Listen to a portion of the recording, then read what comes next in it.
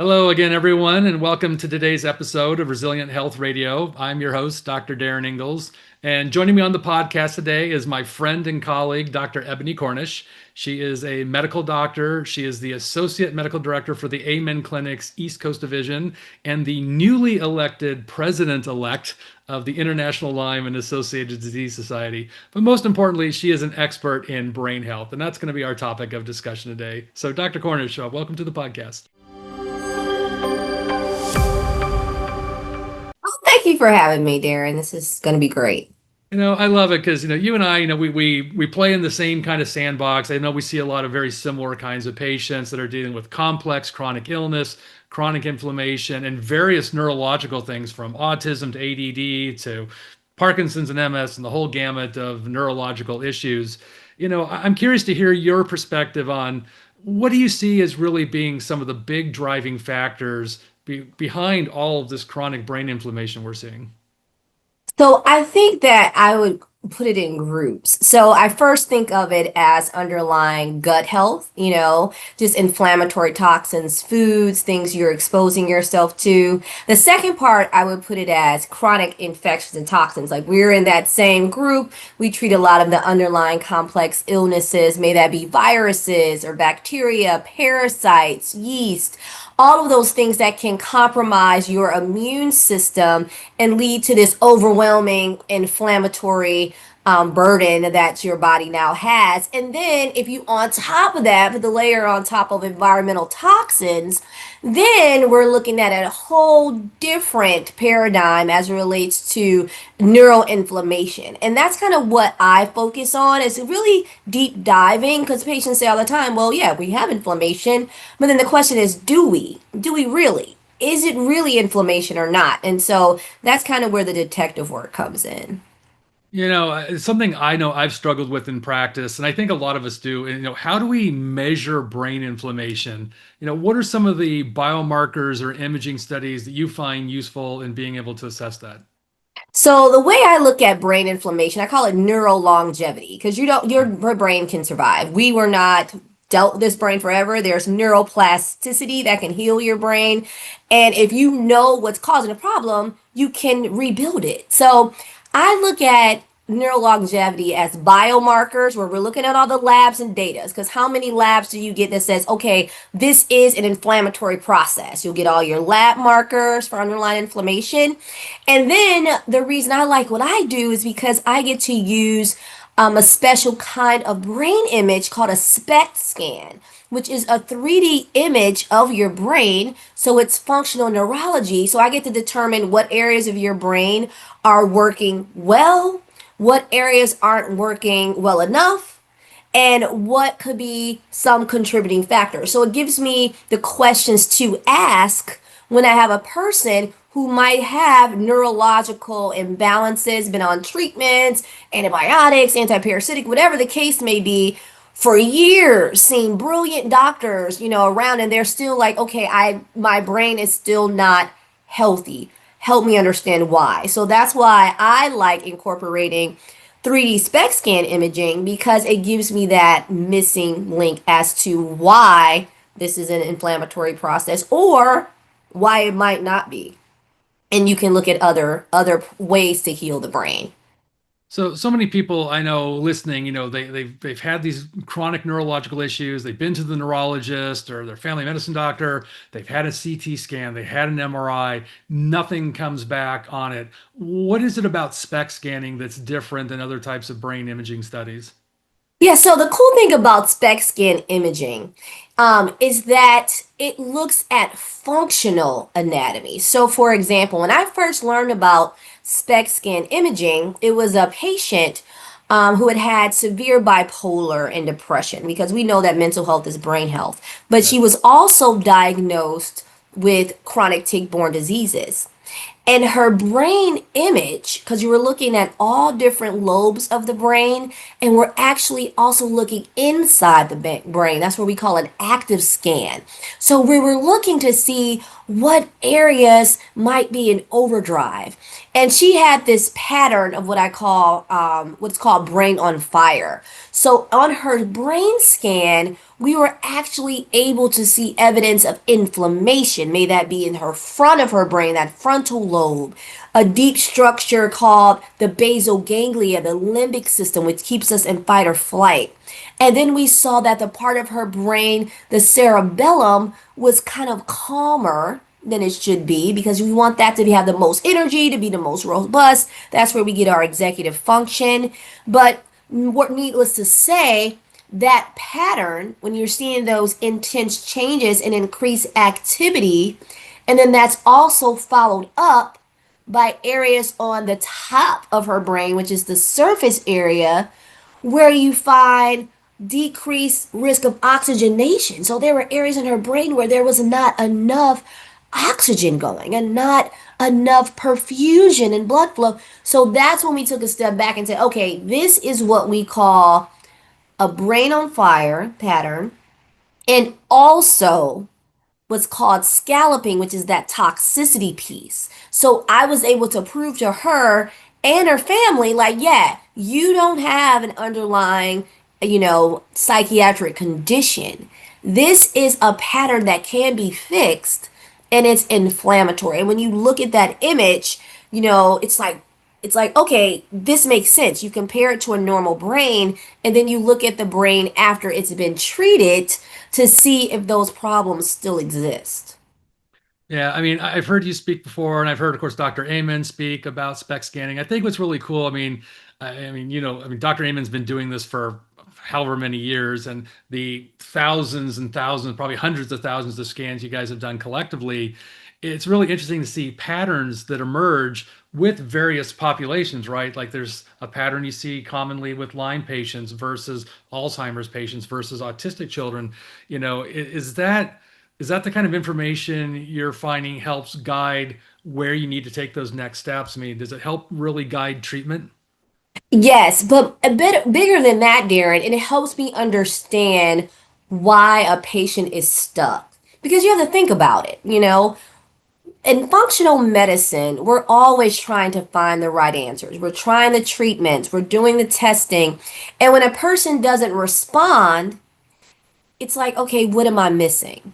And Mhm. so that's how I have found SPECT scans useful. So, yes, we can have certain patterns that are consistent with inflammation. So, it tells me what questions to ask. So, I can put Lyme disease or infections or toxins or viruses on my differential diagnosis.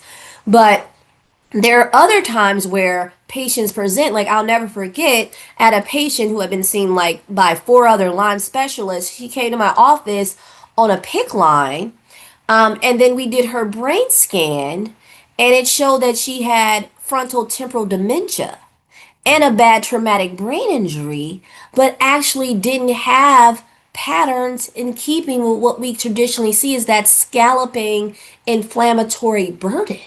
Like it had transitioned to a different state.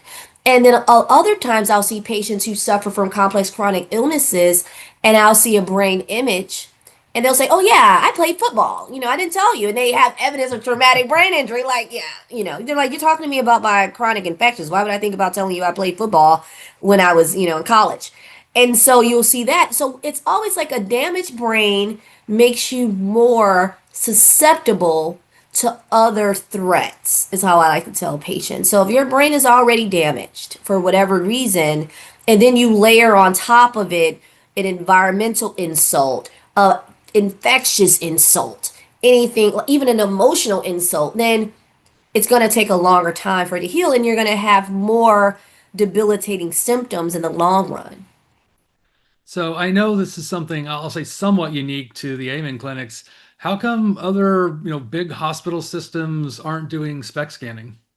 I mean, there are great systems. Like a lot of the resources came out of Colombia. They had a big study on SPECT scans and Lyme disease. Danta wrote a paper years ago on SPECT scan imaging abnormalities in patients with Borrelia burgdorferi. So there is awareness out there. The beautiful thing about what I like to do, and what I love about brain imaging so much, is that with the tools we have, we can collaborate with functional psychiatrists if needed to determine kind of, okay, does this person just have inflammation or do they have inflammation and trauma? Because those are distinctive patterns. I go to Yeah. neurology lectures and other scientists, and you can see certain patterns that are consistent with traumatic brain injury, but also with trauma. And so many of my patients have had trauma of just being ill, right? And being misdiagnosed, that trauma PTSD pattern that you can see on brain imaging presents itself, and you have to treat that person differently. But I wouldn't say that SPECT scan imaging is a secret. All I'm saying is we have more evidence just because we have such a wide range of cases, and not a lot of people are looking at SPECT scan imaging as it relates to functional psychiatry or even functional medicine in treatments of these complex chronic illnesses. So after you see a patient, they get the scan, you find whatever pattern emerges, you institute whatever your treatment plan is. What's kind of a realistic expectation of, I mean, obviously you're going to want to rescan them, make sure everything you're doing is working. Is this something that you expect is going to take 3 months, 6 months? Does it take a year? I mean, of course, everyone's very different. I know it's kind of a loaded question, but what would someone expect to kind of, is this something every 3 months we need to recheck it to really make sure we're on target? Or how do you typically do that with patients? Well, we have to balance it out, right? Because a lot of times SPECT scans aren't covered by insurance. So you have to think Right. about affordability. And you also have to look at it as being a clinician first. So one thing that I'm finding a lot is with my patients who have chronic infections, Lyme disease and co-infections specifically. I get a SPECT scan first because, one thing with these chronic illnesses, you're like, okay, if it's your brain, let's kill and cross the blood-brain barrier. No. If it's attacking your brain, let's modulate your immune system and let's do all the hard foundation work like your gut and your sleep and your hormones, etc. But if you look even bigger than that, a lot of my patients, I have to do what you call neuromodulation first so that their brain feels safe to heal. And what I mean by that is you can have areas in your brain called the limbic system that can keep you in this hyperactive fight or flight, or make it so that you might have autonomic dysfunction or POTS, or you might have mast cell activation syndrome, or it's that resistant patient that you give all these treatments, they just don't work, or they call you and say, I can't tolerate it, or they call you and say, I bought $700 worth of supplements and they're all in my closet because I reacted negatively to each one of them. Right. That's usually a brain that's stuck in this kind of limbic loop that when you look on the scan and you look at the thalamus and the basal ganglia, those deep limbic structures, which are big fancy words for areas of the brain that can trigger this autonomic dysfunction, this sympathetic parasympathetic imbalance, like all just over the place and in fight or flight. You can calm that.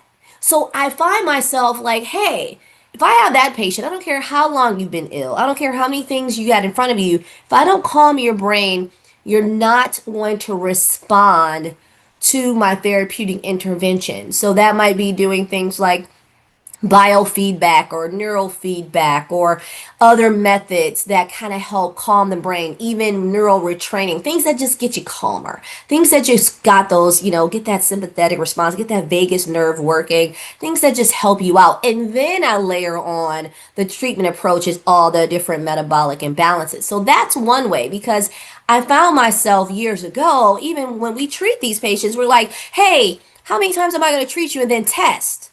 And then am I going to treat you based on your test or based on your symptoms? So the way I look at the brain now is not only am I using this tool to help me diagnose you, but I'm also using this tool so that I can know what we're getting wrong, what we're getting right, and where I need to start. So most of my patients might repeat their SPECT scans in a year or so just because we want to see where we're at. A lot of times I find it useful for my patients who are clinically stuck, and I'm saying to myself, because I collaborate with a lot of my colleague friends, and they're like, is this even still Lyme? Are you sick because, is it? And that's where I find a SPECT scan useful as well, because it gives me that missing piece of information, and then I know if I'm treating appropriately or not. Yeah, no, it's a really cool tool, and again, I wish it was more widely available. I mean, we're kind of lucky that we have one of your clinics down the road. Dr. Mark Philaday, who's a colleague. We refer down to him for that kind of work. But again, I mean, it seems to me for something that's really the best functional imaging study, because there is something called a functional MRI and again other imaging types of studies, but they don't give the same kind of information. And again, I've had patients who've had these done with their doctors. They usually come back normal. Even we know clinically they have a lot of brain inflammation, but it just doesn't show up on that kind of study. That's absolutely right.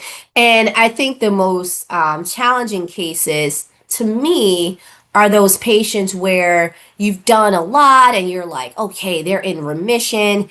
And then you look at their scan again and you're like, wait, there's still some inflammation brewing. So maybe I need to redirect my path there. And that's another piece of valuable information that's tangible that I get from brain imaging is okay, they still have, these perfusion problems in their brain. They still have these inflammatory patterns on their surface scans. They still have areas of the brain that shouldn't be hyperactive, that may be causing their obsessive thoughts. Let's change our treatment approach a bit to calm that brain down. So I'm not guessing as much as I used to when I have that image. Now, I know people listening going, "Hey, this sounds really cool. I'd love to get one myself." How might someone go about getting this? I mean, do they have to have a referral from their local doctor? Is it something that they can just do on their own? Yeah, no. So usually, you can call Amen clinics, and we have 11 clinics around the country. I'm one of the functional medicine doctors, and we also have psychiatrists. So I focus, and I do telemedicine out of our Amen clinics in Reston, Virginia, and that's just 703-880-4000. That's our phone number. You just say, hey, I want a, functional medicine or neuroinflammatory scan review. And that would be if it's a patient who is really intrigued. They might be suffering from other complex chronic illnesses. They're curious, or maybe they have mood instability and they don't know quite why, right? Like, is this really a mood problem or is this something else going on? The brain scan will help give us that answer that we need. Or it just might be a doctor who's like, look, I'm doing it all. I put this patient through the ringer. What else is happening? And I think those are the cases that make it so rewarding as a provider, especially when you get to help your friends, your colleagues, and other patients understand that missing link. Because when you look at a scan, it's basic. It's either going to be normal or it's not. When Right. you look at biomarkers, they're going to fluctuate, and you might not necessarily completely understand that one reason why. But if you compare your biomarkers, that lab work, to that brain scan, that's when you're really trying to solve that problem of neuroinflammation. Because you're absolutely right, Darren. So many people get, I don't know how many negative MRI, CTs, scans that people might have. And so they're told, oh, you don't have this. You're crazy. You're anxious. You're this. No, there's something going on, and Yeah. that can prove it. That's the way I look at it. So I know that you guys have a 2 week neuroinflammatory intensive program. I think it's really interesting. Can you tell people a little bit about that program?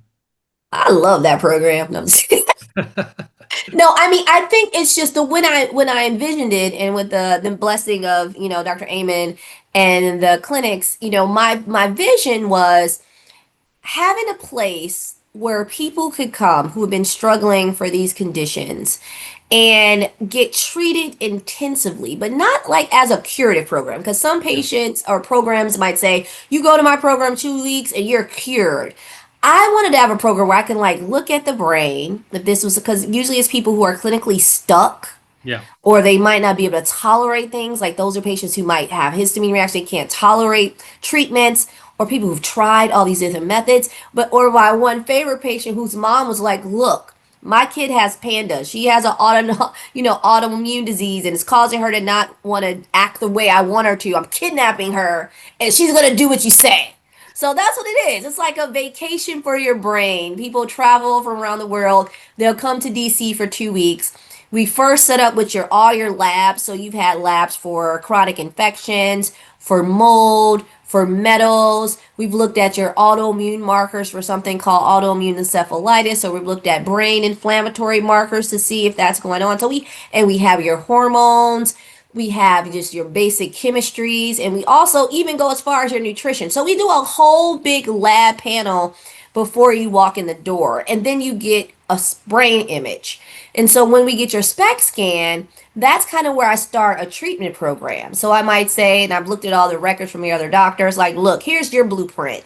This person might need to do, IVs that are created for, NAD or peptides, or we'll have to do antibiotics in some cases, or just detox. So we create a specialized nutritional list, program list. We work with a coach every single day while you're there. You're getting IVs every day for 2 weeks. You're getting IVs. You're getting, if you don't have certain pre-existing conditions that make this contraindicated, you're getting hyperbaric oxygen. You're getting nutritional coaching. So it's really like a 2 week retreat. Yeah. And then you're seeing me multiple times a week. So it's kind of like you become a family member.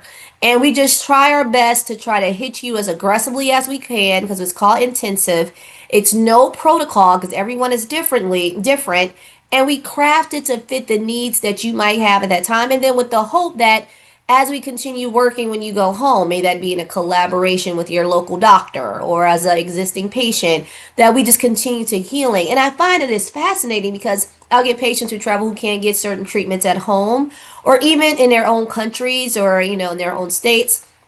Or I'll get the great cases of patients who their doctors refer them because they have been suffering from, tick-borne diseases for so many years and just can't stomach anything going into their mouth. Like they might have chronic GI upset or chronic nausea and just chronic chemical sensitivities and reactions that after years of trying to get this healing process going, they just stop. They can't tolerate it. So that's Yeah. why when you have people in that intensive, very intimate circle, you can get them on that treatment plan and hold their hand through the process. So that's kind of how it works. And then if they need mood, because I have some patients who may come and they might say, well, I also want to come here because I had a psychiatrist put me on meds. I want to get off of them, or I might need to get some help with my mood. Then we also collaborate with the functional psychiatrists that we have at our clinic as well if they wanted that extra support. So yeah, so I look at it as a 2 week retreat.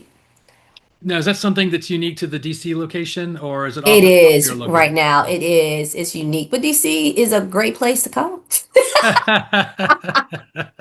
We've I, had people, they come from everywhere. It's kind of cold in the winter, but it's still beautiful. You can have some fun. You can have some fun in the area. It really is a nice place to be. Like I haven't had anyone travel here and say, "Oh, I hate it. I hate DC. It's terrible." But yeah, but we're the only clinic right now doing it. oh, that's great. Well, I think it's a fantastic program. And again, I think it's just really cool to be able to, again, do a lot of assessment and institute a lot of treatment in a relatively short period of time. And I agree, I don't think the goal is to cure you after 2 weeks, but to give you that path to head you in the right direction. And I know everybody at the Amen Clinics, works really well with other colleagues in the community. I said we work a lot with the Amen Clinic in our community, so there's nice back and forth and collegial working relationship. So it's nice to be able to pass, say, hey, look, you came here for 2 weeks, you did this program. This is kind of our plan going forward. Now we can, put you in the hands of hopefully you have a good functional medicine practitioner wherever you live that can help take the reins and then guide you through that next steps on your Yep, journey to getting well again. that I sure also is. wanted to ask you a little bit. We haven't really talked much about it yet, but I'm seeing so many kids with PANS, PANDAS, and I swear, I've been in practice for 26 years. It seems like I get more and more kids, mostly, of course, but there are some young adults now having these issues. I just want to hear again your perspective on, what do you see as being the bigger driver? Why are we getting all these kids with PANS and PANDAS now? Yeah, and because so for people who aren't aware, so it's just a pediatric autoimmune. So it means your immune system, that's what the A in pandas is attacking you. That can lead to neuropsychiatric, so that's the N, syndrome associated with strep, or other infections. So, translation, something has caused your immune system to be in overdrive, and it's inadvertently attacking your brain cells, okay, and causing you to have problems with your mood, OCD, depression, anger, anxiety, and it usually occurs very acutely after you've been exposed to some sort of infection or a toxin. Now, I just think that overall, just as a society in general, our underlying inflammatory burdens are so high at baseline that any of these threats are going to be more likely to compromise our immune system. Okay, because it's like a little hair trigger. Any little thing will push it over the Yeah. edge because we are so vulnerable, and especially our children in our environment. And so I'm finding, because I don't even like to use it as pandas anymore, I call it ANDAS, just an autoimmune process that's causing you to have psychiatric symptoms because it's in kids. I'm also seeing those same workups positive in adults, and Yeah. them responding with a mood standpoint to the same type of treatment modalities. So it's really those kids, and I always tell patients, your kid's not bad. When I was growing up, my mother used to tell me her grandmother used a stick, go out there and get there if you did something. No, that's not the case. Your kid isn't bad. Your kid isn't argumentative. They're not angry. They're not picking on you, parents. They may have an underlying condition that affects mood. And the good thing about SPECT scans, we can see patterns with PANS and PANDAS. It's called basal ganglion encephalitis. We can look and I can say, hey, let me show you. This is might be PANS, but the actual part that we're talking about, that brain that can contribute to that mood issue, it's active right now and it's too active. And we will see later that hopefully it will calm down as you go through this treatment. But I mean, I'm telling you, I'm starting to just call it Andis. I don't disagree. Again, I've got a lot of young adults and adults now that are having neural inflammation. We don't really call it Yes. PANS or PANDAS because they're not pediatric Yes. patients, but there Yes. seems to be more and more people impacted by, like I said, I think infection is probably the biggest driver I see in my practice, but mold, mycotoxins can do it, other toxins. But this persistent brain inflammation that causes this wide variety of neuropsychiatric symptoms, and of course they end up in the hands of the psychiatrist and usually end up on some element of medication or usually multiple, and whether it's antipsychotics or SSRIs or whatever it might be. But of course it never really addresses the root cause of the problem, right? It's just trying to fix the symptom. And you and I are more interested in getting at the root cause of the issue.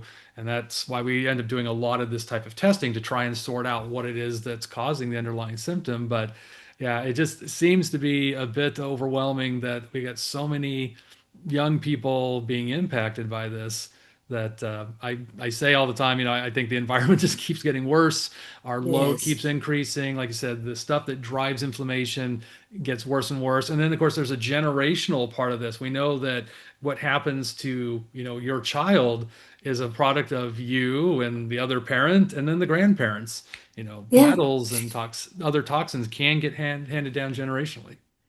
And I don't think we talk a lot about kind of how that prenatal step is so important and those genetic components because I tell patients all the time because I'll see a lot of kids or mothers who have kids with gestational Lyme, and they're like, trying to optimize their bodies at pregnancy when they're preparing to conceive and say, look, if you're trying to have this baby, we're optimizing you because prenatal care is so important. So we always talk a lot about, oh, the kids with this, the kids with that. But I always say, when I visit parents and families, I say, let's think about what you're doing while you're pregnant or while you're preparing to conceive. How much probiotics are you taking? What whole foods are you eating? What testing have you done as a parent or as a mother to see your genetic risk factor so that you can optimize the development of that child? Because we're not going to be able to change our society and these threats overnight. It's just about optimizing ourselves for the next generation. And I find that women and families, when I'm talking to children, especially those kids with pans and pandas, we always focus on, the family. It's always a family thing. What's the family eating? What's the family doing? What is your environment that your family is in? Because a lot of doctors want to isolate the patient. Okay, I'm going to fix your one child, and that's it. But usually, if it's affecting a child, or some sort of neuroinflammation is affecting the family. And so it's all about just having that preparation you need and that education even before you start the family planning process. And we don't talk a lot about that. We're so strict at times with our recommendations. Everyone should be dairy free, dye free, Right. this free, because the world is toxic. Well, how do we survive in that toxic environment? And how do we prepare the next generation for that toxicity that they're going to be exposed to? And so, even when it comes to the developing brain, so I think people should think more about that as well and being considerate and thinking about the whole family. Absolutely. Yeah, that's critically important. And even when it comes to infection, I mean, we see so many kids that, it's not about them getting strep. Sometimes it's a sibling or someone else that's getting sick. And when the family member gets sick, their immune system still reacts and they still end up with neural inflammation, even if they really never got the infection per se. So it's good to, I mean, this is like old school family medicine, right? You look at It the is. family versus just the one individual. So understanding the health of other family members, other people in and around their environment can be really helpful in understanding what's impacting certainly kids' health. That's absolutely right. You're absolutely right. And I always wonder, what the generation next to us is going to look like. What's the next what are we transitioning ourselves in for? And all I can tell patients is just to be as proactive as possible, and stay as grounded as you can, because your brain can heal. You may have damage, you may have worry, you may have fog, because brain inflammation can present in so many different ways, right? It can be as little Right. as like, oh, I'm going through perimenopause. Where are my keys? I think that might have happened to me earlier today. Versus oh, I really can't remember these conversations, and I'm, incapacitated. I can't work anymore. So it's just always being proactive with brain health and brain exercises, and just understanding the threats you face that can lead to better outcomes, and just waiting until it's too late. Well, this has been really helpful advice, and I think people being able to understand SPECT scanning, what it can potentially, the information they can gain from it, and how it can help drive diagnosis and treatment. Again, I think a lot of people would be very interested in having that done for themselves. So we're going to drop a link in for the Amen clinics. So if people are interested, and we'll specifically drop it for the DC, since I know you do the 2 week intensive out of there. Is there anything else you'd like to share with the audience before we close out today? No, I just wanted to thank you. I always like to, in any interview, I say with gratitude and, encouragement, because when I'm blessed enough to go into these health podcasts, it's always, I know someone's going to be listening who's suffering, right? Or who's scared and nervous. Um, and don't know where to go, because that's why I'm so honored that you invited me, and why podcasts like yours exist, to give that hope and to share that knowledge. But I just want you to know, doctors like Dr. Ingels, myself, if you're suffering from tick-borne diseases, we have organizations like ILADS.org and others that are really willing to get down and do that digging, looking into that root cause, because it's not all in your head. We spent this whole interview talking about brain health as body health, but also brain health as spiritual health, and knowing that you can get through it. Just keep trying. There are doctors who understand you, and there are hundreds of us around the country that are willing to help you. Absolutely. Well, again, it's always a pleasure talking with you, and I appreciate you spending time with me today on the podcast. So thank you so And much. thank you for the invitation. Absolutely.